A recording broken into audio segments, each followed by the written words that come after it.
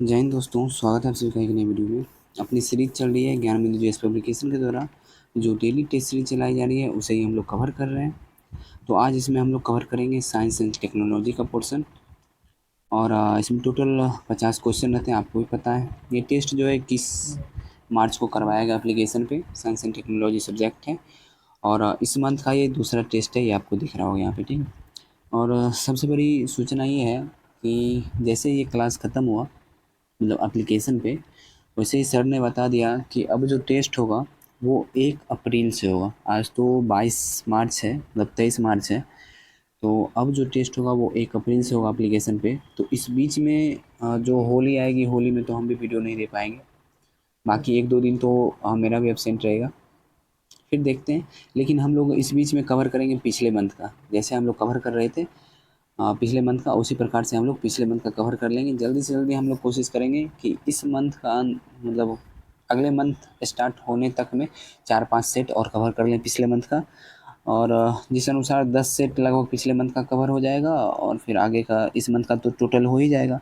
फिर देखेंगे जैसा होगा, आगे करते जाएंगे, फिर आपको प्लान बता दिया जाएगा जैसा होगा, ठीक है। चलिए आज का सेट जो है उसे स्टार्ट करते हैं। हाँ, पीडीएफ चाहिए टेलीग्राम पे चले जाइए, पीडीएफ आपको 8 बजे मिल जाएगा, वीडियो आपको 9 बजे यूट्यूब चैनल पे डिटेल सॉल्यूशन के साथ मिलती है, ठीक है। और उन दोस्तों को जरूर शेयर कीजिएगा जो इसे खरीद के नहीं पढ़ सकते, मैं उनके लिए खास करके ही वीडियो बना रहा हूँ जो इसे खरीद के नहीं पढ़ सकते। क्वेश्चन नंबर 1 है, शोषण की पहली रासायनिक प्रवस्था होती है। आपको मैं बता दूँ, शोषण की प्रक्रिया की जो है उनकी 2 प्रवस्थाएं, कितने हैं? 2 प्रवस्थाएं। एक है ग्लाइकोलाइसिस, एक कौन सा है? ग्लाइकोलाइसिस, मतलब पहला प्रवस्था है ग्लाइकोलाइसिस और दूसरा प्रवस्था है क्रेब्स चक्र। और इसमें पूछा जा रहा है पहली रासायनिक प्रवस्था, इसका इसके अनुसार जो इसका आंसर हो जाएगा ग्लाइकोलाइसिस। लेकिन ग्लाइकोलाइसिस में जो होता है, ग्लाइकोलाइसिस कहाँ होता है? ग्लाइकोलाइसिस होता है कोशिका द्रव में, अपने कॉपी में नोट कीजिएगा। ग्लाइकोलाइसिस कहाँ होता है? कोशिका द्रव में। और क्रेब्स चक्र कहाँ होता है? क्रेब्स चक्र होता है माइटोकॉन्ड्रिया में, ठीक है। चलिए आगे बढ़ते हैं। अनॉक्सी शोषण के संबंध में निम्न में से कौन सा कथन सही नहीं है? आपको सबसे पहले मैं बता दूं कि शोषण जो होते हैं उनके 2 प्रकार हैं। शोषण के 2 प्रकार हैं, एक होते हैं ऑक्सी शोषण और दूसरा होता है अनॉक्सी शोषण। क्या होता है? एक होता है ऑक्सी शोषण और दूसरा होता है अनॉक्सी शोषण। आपको लगता होगा कि ऑक्सीजन की अनुपस्थिति में शोषण नहीं होता, ये गलत है। ऑक्सीजन की अनुपस्थिति में जो शोषण होता है उसे ही अनॉक्सी शोषण कहते हैं, ठीक है। और मैं आपको बता दूं, जो ऑक्सी शोषण होता है, जो ऑक्सी शोषण होता है और जो अनॉक्सी शोषण होता है, ऑक्सी शोषण जो होता है, अभी मैं ऊपर मैं आपको बताया था कि ऑक्सी शोषण ग्लाइकोलाइसिस और क्रेब्स चक्र दोनों माध्यम से होता है, यानी दोनों प्रवस्था में होता है। लेकिन अनॉक्सी शोषण जो है वो सिर्फ ग्लाइकोलाइसिस में होता है, वो सिर्फ ग्लाइकोलाइसिस में होता है। चलिए अब ऑप्शन पढ़ते हैं। यह ऑक्सीजन की अनुपस्थिति, कौन सा सही नहीं है ये बताना, इस पर ध्यान रखना, यानी गलत बताना है। यह ऑक्सीजन की अनुपस्थिति में होता है, तो अनॉक्सी शोषण जो है ऑक्सीजन की अनुपस्थिति में होता है, ये तो सही है। इसका अंतिम उत्पाद एल्कोहल एवं CO2 होता है, बिल्कुल सही है। इस क्रिया में एटीपी के केवल 2 अणु मुक्त होते हैं, ये भी सही है। अनॉक्सी शोषण की क्रिया माइटोकॉन्ड्रिया में पूर्ण होती है, यही गलत है। अभी मैंने बताया कि अनॉक्सी शोषण की प्रक्रिया जो होती है वो सिर्फ ग्लाइकोलाइसिस में होती है, ना कि माइटोकॉन्ड्रिया में। और ऑक्सी शोषण की जो प्रक्रिया है वो ग्लाइकोलाइसिस और क्रेब्स चक्र दोनों में होती है। यानी क्रेब्स चक्र जो होता है वो माइटोकॉन्ड्रिया में होता है और ग्लाइकोलाइसिस जो होता है वो कोशिका द्रव्य में होता है। आगे बढ़ते हैं। निम्नलिखित में से कौन सा हार्मोन अमाशय के जठर ग्रंथि को उत्तेजित करता है, जो जठर रस स्रावित करता है? चलिए ऑप्शन पढ़ते जाएंगे और समझते जाएंगे। सिक्रेटिन, सुन रहे हैं? सिक्रेटिन जो हार्मोन है ये क्या करता है? अग्नाशय को अग्नाशयी रस स्रावित करने हेतु उत्तेजित करता है। सिक्रेटिन क्या करता है? अपने कॉपी में लिखिएगा, अग्नाशय को अग्नाशयी रस स्रावित करने हेतु उत्तेजित करता है। और बची बात गैस्ट्रिन, दूसरा कौन सा है? गैस्ट्रिन। गैस्ट्रिन क्या करता है कि अमाशय के जठर ग्रंथि को उत्तेजित करता है, अमाशय के जठर ग्रंथि को उत्तेजित करता है जठर रस स्रावित करने के लिए, ठीक है। तो इसका आंसर हो जाएगा गैस्ट्रिन। और तीसरा एक ऑप्शन दिया हुआ है कॉलिसिस्टोकाइटिन। क्या दिया हुआ है? कॉलिसिस्टोकाइटिन। और इसका काम क्या है? इसका काम है पित्ताशय से पित्त रस को स्रावित करवाता है। पित्ताशय से पित्त रस को कौन स्रावित करवाता है? कौन सा हार्मोन? कॉलिसिस्टोकाइटिन। आगे बढ़ते हैं। रंध्र के खुलने या बंद होने की क्रिया का नियंत्रण किस हार्मोन के द्वारा होता है? तो रंध्र के खुलने या बंद होने की क्रिया का जो होता है नियंत्रण किस हार्मोन के द्वारा होता है, ये पूछा जा रहा है। देखिए, रंध्र के खुलने की जो क्रिया का होता है ना, वो होता है साइटोकाइनिन के द्वारा। किसके द्वारा? साइटोकाइनिन के द्वारा। लेकिन रंध्र को बंद करने की जो क्रिया होता है वो होता है एब्सिसिक अम्ल के द्वारा। किसके द्वारा? एब्सिसिक अम्ल के द्वारा। अब आप बोलिएगा कि पौधे में मतलब वृद्धि को रोकने के लिए भी कुछ होता है। हाँ, वृद्धि को रोकने के लिए यही एब्सिसिक अम्ल होता है। अब बोलिएगा कि इसकी क्या ज़रूरत है, वृद्धि रोकना क्या मतलब कौन सी आवश्यकता है, लेकिन आवश्यकता है पौधे में, ठीक है। क्यों आवश्यकता है बताता हूँ। जैसे कि कोई एक आम का पेड़ है, जैसे मान लेते हैं आम के पेड़ में देखिएगा किसी किसी टहनी में बहुत सारा आम लगा रहता है, बहुत सारा आम हो जाता है। तो वही जो है ना, अगर जितने आम छोटे रहते हैं मतलब छोटे आम जो रहते हैं, जिसे टिकोला बोलते हैं हम लोग, वो टिकोला के वक्त अगर उतने आम बड़े होने तक रहें तो वो टहनी ही टूट जाएगी और सारा का सारा आम बर्बाद हो जाएगा। तो एब्सिसिक अम्ल जो है वो स्रावित होता है और उसमें से बहुत सारे छोटे छोटे आम को गिरा देता है, मतलब विकसित होने से रोकता है, मतलब वो जो खुद ही टूट के गिर जाता है। तो इसलिए आवश्यक है एब्सिसिक अम्ल का भी। प्रकाश संश्लेषण के दौरान ग्लूकोज के अणु के निर्माण के लिए केल्विन चक्र कितनी बार होनी चाहिए, चलिए इसके बारे में भी हम लोग बात कर लेते हैं, ठीक है। प्रकाश संश्लेषण जो होता है दो प्रकार के होते हैं, ठीक है। आप बोलिएगा दो प्रकार के क्या होता है, एक होता है लाइट रिएक्शन और दूसरा होता है डार्क रिएक्शन। आपको पता होगा एक कौन सा होता है लाइट रिएक्शन और दूसरा होता है डार्क रिएक्शन। लाइट रिएक्शन कौन से भाग में होता है और डार्क रिएक्शन कौन से भाग में होता है। लाइट रिएक्शन जो होता है वो होता है ग्रेना में, पौधा में पाया जाता है ग्रेना, ग्रेना में होता है लाइट रिएक्शन। और डार्क रिएक्शन जो होता है वो स्ट्रोमा में होता है। किस में होता है, स्ट्रोमा में होता है। अब आपके मन में एक पॉइंट आया होगा कि लाइट रिएक्शन जो है और ये डार्क रिएक्शन है, लाइट रिएक्शन दिन के समय में होता होगा और डार्क रिएक्शन रात के समय में होता होगा, ऐसा आपके मन में आया होगा, लेकिन ऐसा नहीं है, ठीक है, ऐसा बिल्कुल गलत है। डार्क रिएक्शन जो है वो दिन के समय में भी हो सकता है, रात के समय में भी हो सकता है। इसका अर्थ सीधा ये है कि लाइट रिएक्शन का मतलब है कि सूर्य के प्रकाश की उपस्थिति में, और डार्क रिएक्शन का मतलब है सूर्य के प्रकाश की अनुपस्थिति में, बस इतनी सी बात है इसका, ठीक है। आगे बढ़ते हैं। लसिका में क्या नहीं पाए जाते, लसिका में क्या नहीं पाए जाते, चलिए अब हम लोग बात कर लेते हैं लसिका के बारे में, ठीक है। तो लसिका में क्या नहीं पाया जाता है ये बताइए। लसिका में जो है ना वो उसमें आरबीसी और प्लेटलेट्स ये दोनों नहीं पाए जाते हैं। किसमें, लसिका में आरबीसी और प्लेटलेट्स नहीं पाए जाते हैं, लेकिन प्लाज्मा और डब्ल्यूबीसी दोनों पाए जाते हैं। तो इसका आंसर बी और डी दोनों होगा, इसे आप लोग नोट कर लीजिएगा, ठीक है। आगे बढ़ते हैं। ग्राम पॉजिटिव तथा ग्राम निगेटिव बैक्टीरिया में अंतर होता है उनके किसके कारण। तो मैं आपको बता दूं कि ये ग्राम पॉजिटिव और ग्राम निगेटिव की जो संरचना है, मतलब इसको जो बांटे गए हैं, उन वैज्ञानिक का नाम क्या है। कौन से ऐसे वैज्ञानिक है जो ग्राम को पॉजिटिव और निगेटिव में बांटे थे, बंटवारा किए थे। तो उनका नाम है क्रिस्टीन ग्राम। क्या नाम है, क्रिस्टीन ग्राम, ठीक है। अपने कॉपी में नोट कर लीजिएगा, क्रिस्टीन ग्राम, ठीक है। इन्होंने ही ग्राम को जो है पॉजिटिव में और ग्राम को निगेटिव में बांटा था, ठीक है। तो ग्राम पॉजिटिव तथा ग्राम निगेटिव बैक्टीरिया जो होता है वो कोशिका भित्ति के कारण होता है। किसके कारण, कोशिका भित्ति के कारण होता है, ठीक है। ग्राम पॉजिटिव जो होता है पेप्टिडोग्लाइकन, पेप्टिडोग्लाइकन का बना होता है। किसका बना होता है, पेप्टिडोग्लाइकन का बना होता है ग्राम पॉजिटिव। और ग्राम निगेटिव जो है वो लैपोपॉलीसेकेराइड का बना होता है। किसका, लैपोपॉलीसेकेराइड का ग्राम निगेटिव बना होता है। आगे बढ़ते हैं हम लोग। और आपको मैं बता दूं कोशिका भित्ति में अधिक से मतलब अधिक क्या होता है, अधिक होता है ग्राम पॉजिटिव, निगेटिव जो होता है बहुत कम होता है। मानव रक्त के कोलेस्ट्रॉल स्तर को घटाने में सहायक स्टेटिन तैयार किया जाता है किससे। तो देखिए आपको और कुछ पहले एक्स्ट्रा फैक्ट बता देता हूँ, फिर इसका आंसर बता देंगे। मानव रक्त में जो कोलेस्ट्रॉल का स्तर होता है वो कितना होता है ये बताइए, कितना होना चाहिए। वो होना चाहिए 150 से, मतलब 150 से लेके 200 मिलीलीटर प्रति 100 ml ब्लड, मतलब 100 ml ब्लड में 150 से 200 मिलीलीटर कोलेस्ट्रॉल होना चाहिए। मतलब इससे अधिक नहीं होना चाहिए, इससे कम ही होना चाहिए, ठीक है। यहाँ तक समझ गए। अब आगे की बात कर लेते हैं। आज जो अब ये बताइए कोलेस्ट्रॉल आप बोलिए कि भैया आप बोल रहे हैं कि 150 ml से 200 ml के बीच होना चाहिए, मतलब इससे कम ही होना चाहिए, इससे अधिक नहीं होना चाहिए। अगर हो गया तो क्या हो जाएगा, आपके मन में आ रहा होगा कि हो गया तो क्या हो गया। जैसे ये वाल है, ठीक है, ये क्या है, वाल है, धमनी का वाल, मानिए धमनी है, धमनी का वाल, धमनी जानते होंगे, सिरा जानते होंगे, जिससे ब्लड प्रवाहित होती है, उसे धमनी और सिरा बोलते हैं। बाकी उसके बारे में अभी डिटेल में बात नहीं करेंगे, हम लोग कोलेस्ट्रॉल पे हैं, इसी पे बात करेंगे। तो ये जो धमनी होती है, कोलेस्ट्रॉल अगर आपके बॉडी में ज़्यादा हो जाएगा, आपके ब्लड में ज़्यादा हो जाएगा, तो धमनी में जो है ना कोलेस्ट्रॉल दीवार, धमनी की दीवार में कोलेस्ट्रॉल जो है चिपकने लगता है।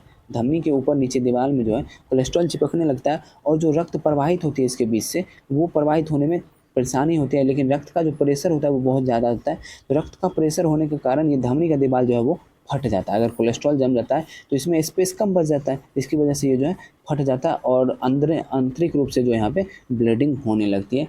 अगर ब्लीडिंग होने लगती है तो इसी के कारण क्या होता है, इसी से जो है हार्ट अटैक होने लगता है, हार्ट अटैक हो जाता है लोगों को और उनकी मृत्यु हो जाती है। समझ गए। अब बात करते हैं कि मानव रक्त के कोलेस्ट्रॉल स्तर को घटाने के लिए सहायक स्टेटिन किसका तैयार किया जाता है, ये तैयार किया जाता है ईस्ट का। ठीक है, आगे बढ़ते हैं।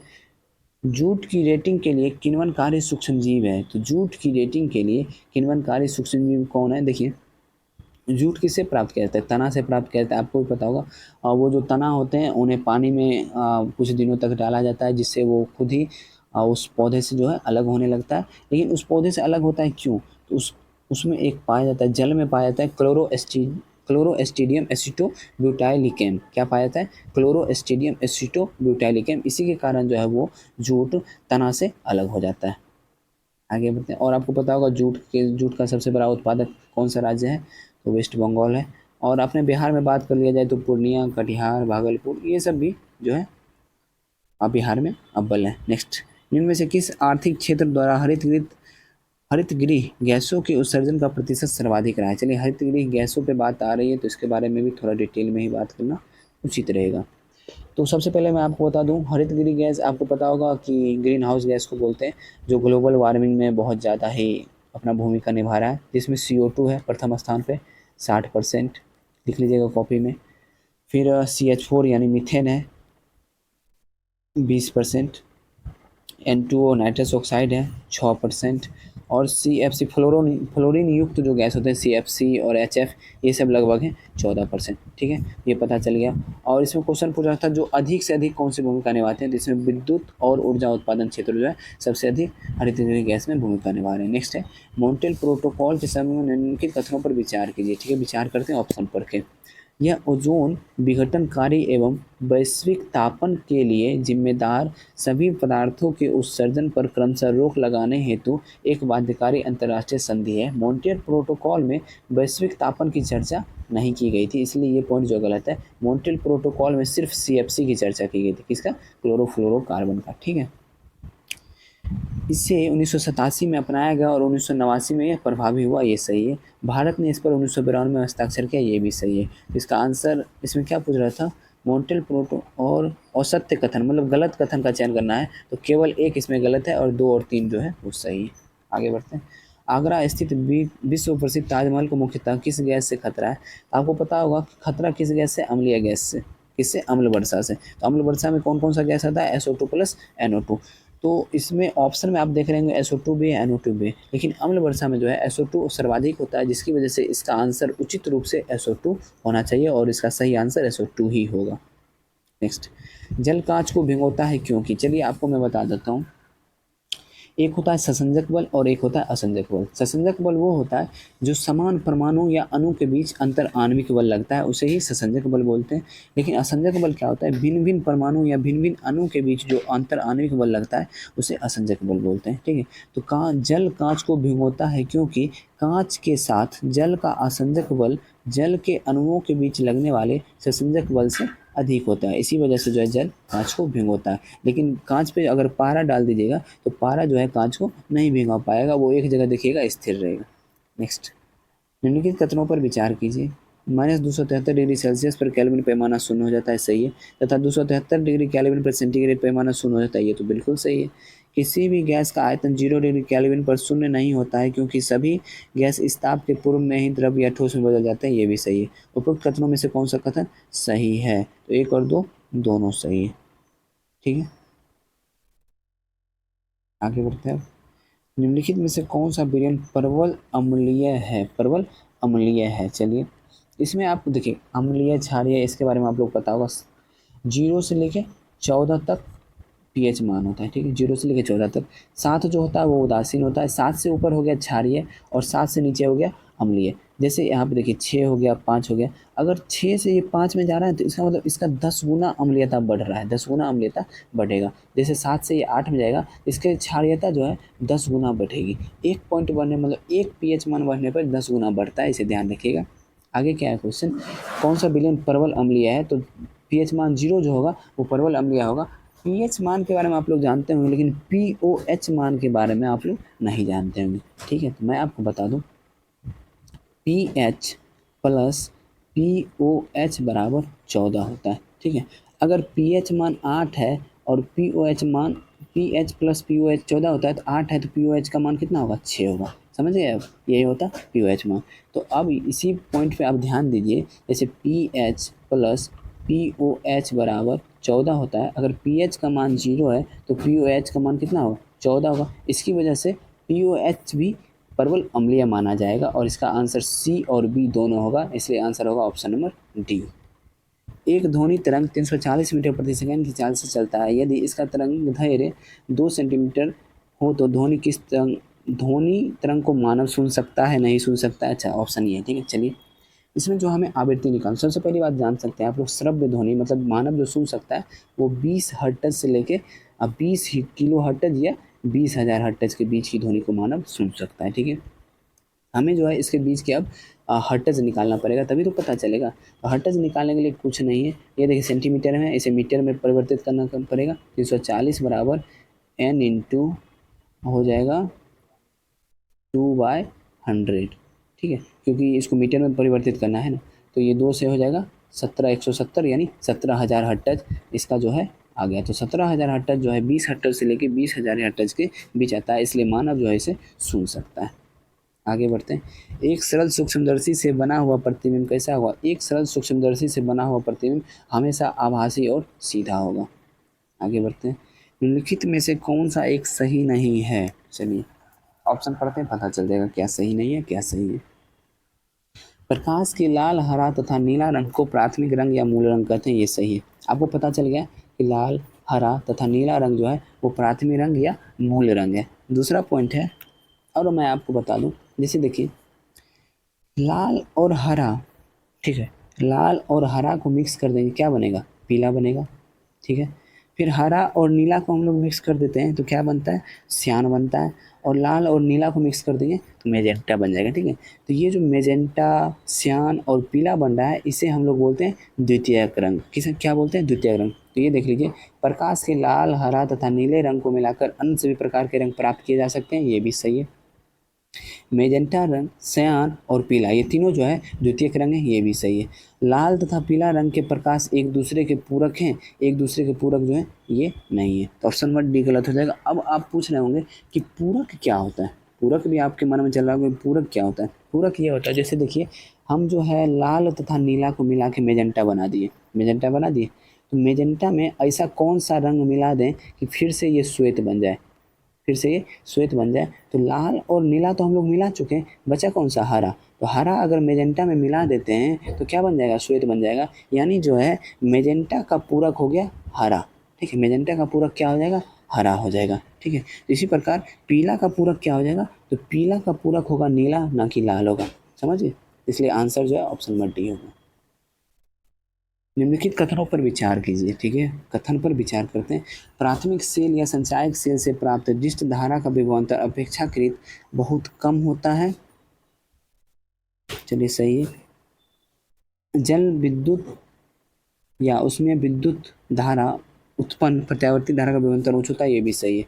इसमें से पूछ रहा है सही नहीं है, तो ना तो एक ना तो दो, बल्कि क्योंकि दोनों सही है, तो इसलिए ऑप्शन नंबर डी इसका आंसर होगा। नेक्स्ट है, किसी विद्युत धारावाही लंबी परिनालिका के भीतर चुंबकीय क्षेत्र क्या होगा, तो चुंबकीय क्षेत्र जो होगा सभी बिंदुओं पर समान होगा। चलिए आगे बढ़ते हैं। एक बल्ब में 4320 कूलाम आवेश 3 घंटे में प्रवाहित होती है, विद्युत धारा का मान क्या होगा। चलिए कुछ नहीं है, क्वेश्चन बहुत सा आसान है। I बराबर क्यू बाई टी का फॉर्मूला लगा दीजिए, क्वेश्चन सॉल्व हो जाएगा। क्यू का मान दिया हुआ है 4320 और टी दिया हुआ है 3 घंटे, लेकिन हमें इसे किस में लेना होगा पता है आपको, इसे हमें लेना होगा सेकेंड में, 3 गुना 3600। ठीक है, तो इसे आप जब सॉल्व कीजिएगा तो 0.4 एम्पियर आ जाएगा आंसर। आगे आइए, बनाया हुआ परिपथ सर्किट बनाया हुआ, सर्किट में पूछ रहा है उपयुक्त शक्ति कितनी होगी। इसका आंसर मैं डायरेक्ट बताऊंगा, इसका सॉल्यूशन यहाँ पे सॉल्व करने में बहुत प्रॉब्लम होती है। कोई डिजिटल बोर्ड नहीं है या फिर मेरे पास बोर्ड नहीं है, फ़ोन पे ही आप लोग को बताता हूँ, तो सॉल्व करने में प्रॉब्लम होती है। फिर भी आप लोग को इसकी जानकारी चाहिए, आप टेलीग्राम पे पूछिएगा तो मैं पेपर पे बना के कॉपी में बना के आपको दे दूँगा। इसका आंसर होगा 2 वाट। एक रेडियो एक्टिव पदार्थ की अर्धायु 4 महीने है। इस पदार्थ के 3/4 भाग का क्षय होने में समय लगेगा कितना? तो क्षय होने में कितना समय लगेगा? चलिए इसको मैं आप लोगों को समझा देता हूँ, क्योंकि वो बार-बार ये क्वेश्चन आता है। मानिए कि कोई चीज़ जो है एक भाग है, ठीक है? इसको 4 महीने में क्वेश्चन में बोला है कि 4 महीने में जो है यह अर्धायु हो जाता है। कितने महीने? 4 मंथ में जो है अर्धायु इसका हो जाता है। तो क्या बोला कि 3/4 भाग क्षय होने में कितना समय लगेगा? तो फिर मानते हैं फिर अगले 4 महीने में क्या होगा? 1/2 का आधा हो जाएगा, मतलब 1/4 हो जाएगा फिर अगले 4 महीने में।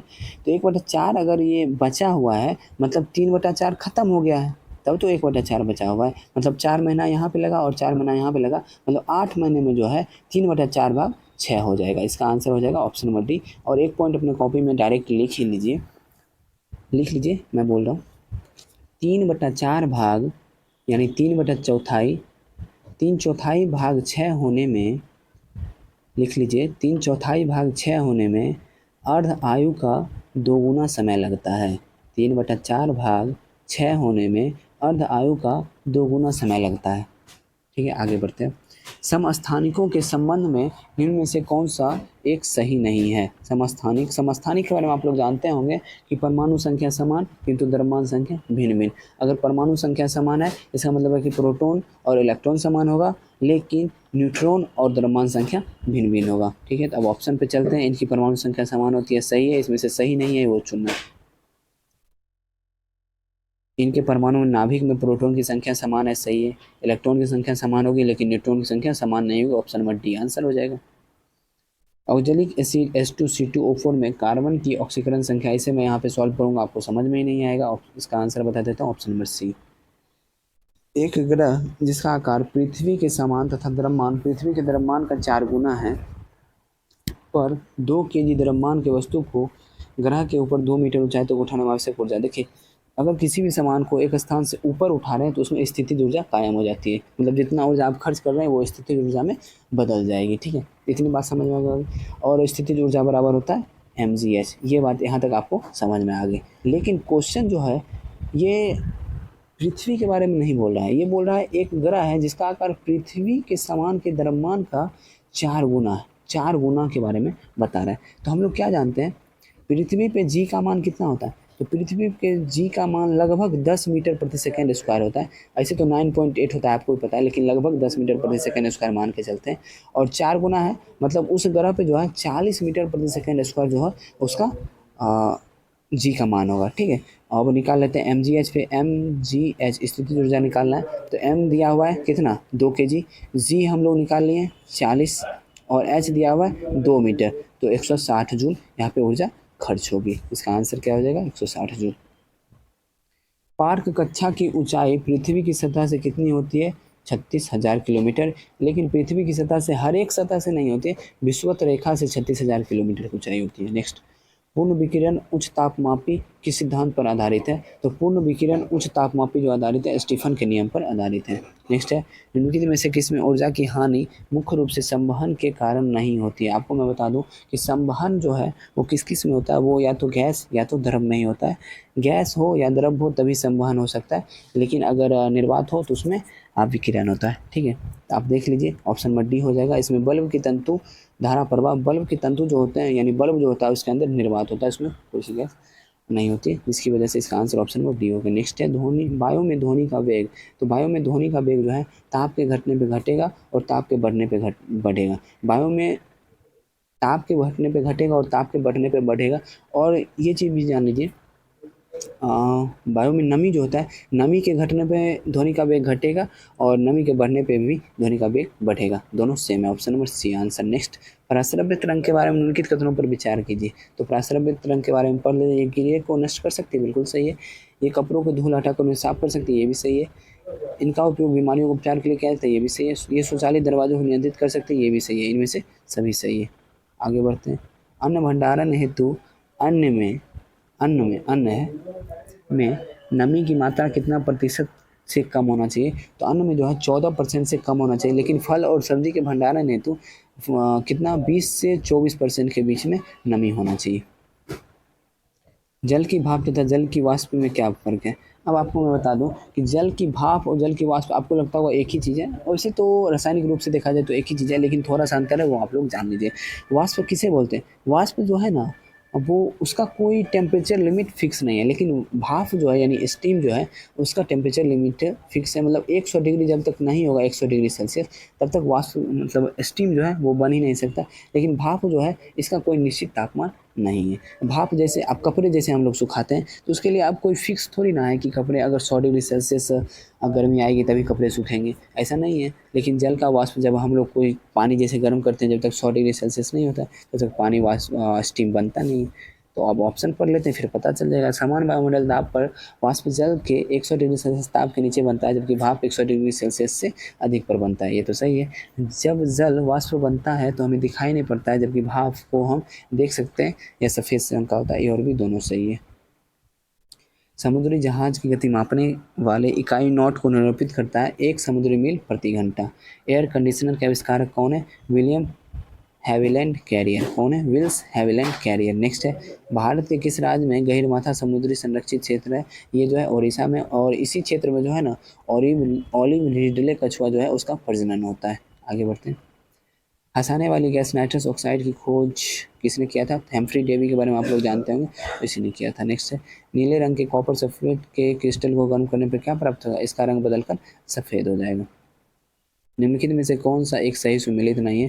तो हैजा जीवाणु कारण सही है, हेपेटाइटिस विषाणु कारण सही है, फिलेरिया फिलेरिया कवक नहीं, कृमि के कारण। किसके कारण?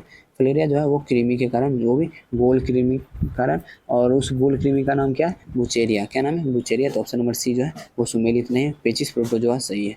आगे बढ़ते हैं। निम्नलिखित में से कौन एक साइबर स्टॉकिंग को दर्शाता है? इंटरनेट पर किसी व्यक्ति का पीछा करना, उसके साइबर प्रोफाइल पर नज़र रखना, इसे ही साइबर स्टॉकिंग कहते हैं। चलिए आगे बढ़ते हैं। एक गोलीय दर्पण की फोकस दूरी 12 सेंटीमीटर है, तो इसकी वक्रता त्रिज्या क्या होगी? तो फोकस दूरी का दुगुना होता है वक्रता त्रिज्या, इस बात का ध्यान रखिएगा। तो इसकी वक्रता त्रिज्या जो है वो 24 सेंटीमीटर होगी। एक परमाणु के एम सेल में 3 इलेक्ट्रॉन हैं, तो उस परमाणु के एल सेल में इलेक्ट्रॉन की संख्या कितनी होगी? देखिए KLM, एम सेल में 3 है, तो इसका फार्मूला आप लोग पता होगा 2n² बराबर। तो यहाँ होगा 2 8 हाँ, तो ये जो है 8 होगा। क्या होगा आंसर इसका? 8 होगा। ठीक, नेक्स्ट आगे बढ़ते हैं। बारूद है, बारूद क्या है? तो पता ही होगा, बारूद एक मिश्रण है। निम्नलिखित में से कौन सा एक गाय की विदेशी प्रजाति है? गाय की विदेशी प्रजाति है गणसी। क्या है? गणसी। नेक्स्ट, निम्नलिखित में से कौन शुद्ध पदार्थ है? शुद्ध पदार्थ कौन क्या हो सकता है? शुद्ध पदार्थ या तो तत्व हो सकता है या तो यौगिक हो सकता है। मिश्रण कभी भी शुद्ध पदार्थ नहीं हो सकता है। मिश्रण जो है अशुद्ध पदार्थ होता है। तो जल जो है इसमें से शुद्ध पदार्थ है। ठीक है। समुद्र के जल में मिश्रण होता है, पता है, ये सोल्डर मिश्रण है और स्टेनलेस स्टील भी मिश्रण है। 1 किलोवाट घंटा जो होता है 3.6 गुना 10⁻6 जूल के बराबर होता है। रात के समय आवासीय क्षेत्र में शोर की अनुमत स्तर कितनी है? 45 डेसिबल है। नेक्स्ट है, क्षण चुंबक का अधिकतम चुंबकत्व कितना? अधिकतम चुंबकत्व कहाँ होता है? तो ध्रुवों पर होता है। ध्रुव को ही ऐसे छोर बोला जाता है, लेकिन अगर ऑप्शन में आपको ध्रुव मिल रहा है तो ध्रुव ही आंसर होगा। नेक्स्ट है, CH2Cl2 तथा NH3 में कार्बन तथा नाइट्रोजन की संयोजकता कितनी है? 4 और 3 है। लास्ट क्वेश्चन है, विभिन्न कोशिकाओं के आकार अलग अलग होते हैं, निम्नलिखित कोशिकाओं को उनके आकार के बढ़ते क्रम में व्यवस्थित कीजिए। तो इसमें माइकोप्लाज्मा सबसे छोटा हो जाएगा और शुतुरमुर्ग का अंडा जो है वो सबसे बड़ा हो जाएगा। ठीक है। तो 1 नंबर पे माइकोप्लाज्मा और 2 हो जाएगा 4 नंबर पे, 1 और 2, मतलब 2 ऑप्शन में। और ये भी जान लीजिए, मानव के लाल रक्त रुधिर जो है जीवाणु से छोटे होते हैं। ठीक है, जीवाणु से छोटे होते हैं, तो इसका जीवाणु से बड़े होते हैं। मानव के लाल रक्त रुधिर जो है जीवाणु से बड़े होते हैं, जीवाणु से बड़े होते हैं, इसलिए इसका आंसर हो जाएगा ऑप्शन नंबर ए, 1 4 3 2। आज का सेट यहीं समाप्त हो गया। आशा करता हूँ सेट पसंद आया हो। सेट पसंद आया तो वीडियो को लाइक कर दीजिए। चैनल पे नए आए चैनल को सब्सक्राइब कर लीजिए, क्योंकि आप लोगों के लिए मैं कंटिन्यू वीडियो ला रहा हूँ। इसमें कोई भी शिकायत नहीं है वीडियो में, और इतना डिटेल सोल्यूशन दे रहा हूँ, तो आप लोग को पसंद तो आएगा ही। इसमें तो कोई ना पसंद आने की कोई बात ही नहीं है। और अपने उन दोस्तों को ज़रूर शेयर कर दीजिएगा जो इसे खरीद के नहीं पढ़ सकते। मैं खास करके उन्हीं के लिए वीडियो लाता हूँ जो इसे खरीद के नहीं पढ़ सकते हैं। ठीक है, अब चलिए मिलते हैं नेक्स्ट वीडियो में। जय हिंद।